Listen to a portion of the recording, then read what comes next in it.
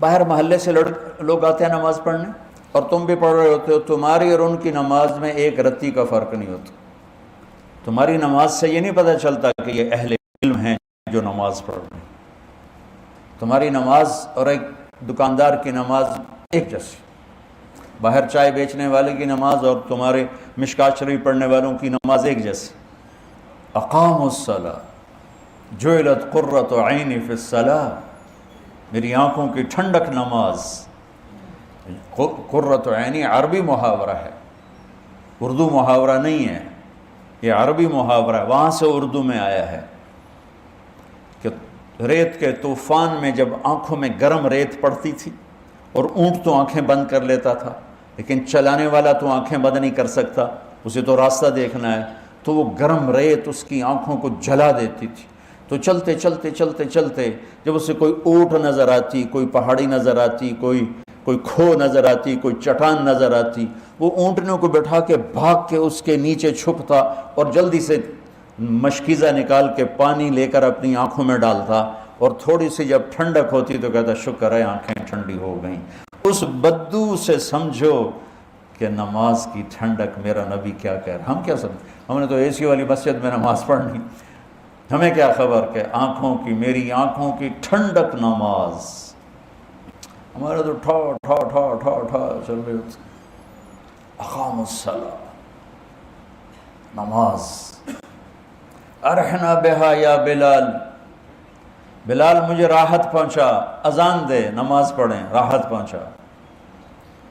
مولانا سعید خان صاحب رحمۃ اللہ علیہ سے کئی دفعہ سنا کہ مولانا الیاس صاحب رحمۃ اللہ علیہ کے ساتھ سفر میں چل چل چل، میوات پہاڑی علاقہ ہے، ہماری ٹانگوں میں سلاخیں پڑ جاتی ہیں اور ہم تھک کے چور ہو جاتے، اور جب ہم مسجد پہنچتے تو جاتے ہی گر کے سو جاتے، اور مولانا الیاس صاحب وضو کر کے نماز میں کھڑے ہو جاتے اور فرماتے تم سو کے آرام لیتے ہو، میں نماز پڑھ کے آرام لیتا ہوں۔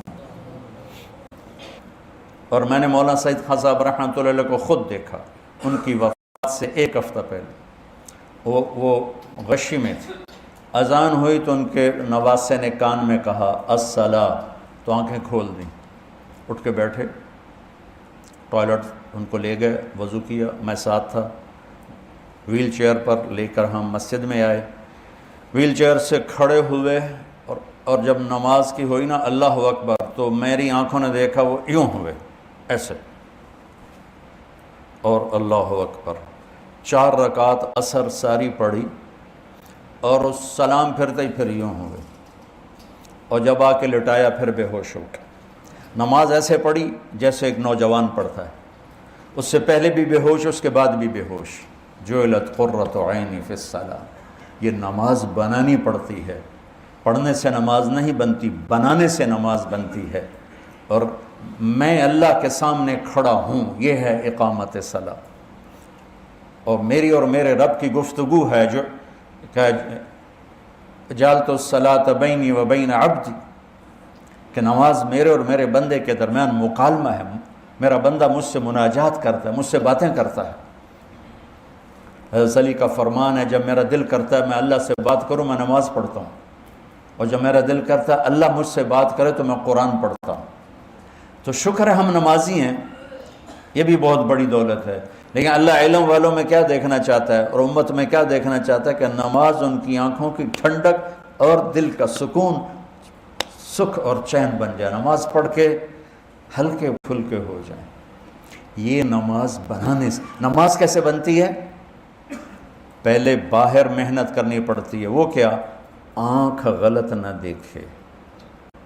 نماز بنانی ہے تو اس پر پردہ، اس پر پہرا بٹھاؤ، اور کانوں پہ پہرا بٹھاؤ، اور زبان پہ پہرا بٹھاؤ۔ زبان غلط نہ بولے کہ غلط بول دماغ کو منتشر کر دیتا ہے، آنکھ غلط نہ دیکھے، غلط نظر دماغ کو منتشر کر دیتی ہے، کان غلط نہ سنیں، غلط بول دماغ کو منتشر کر دیتے ہیں۔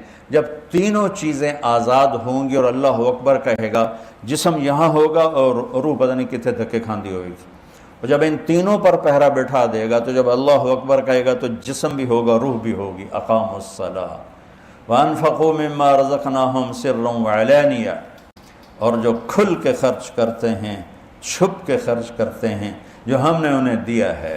معافی کے ساتھ مولوی سخی نہیں ہوتے،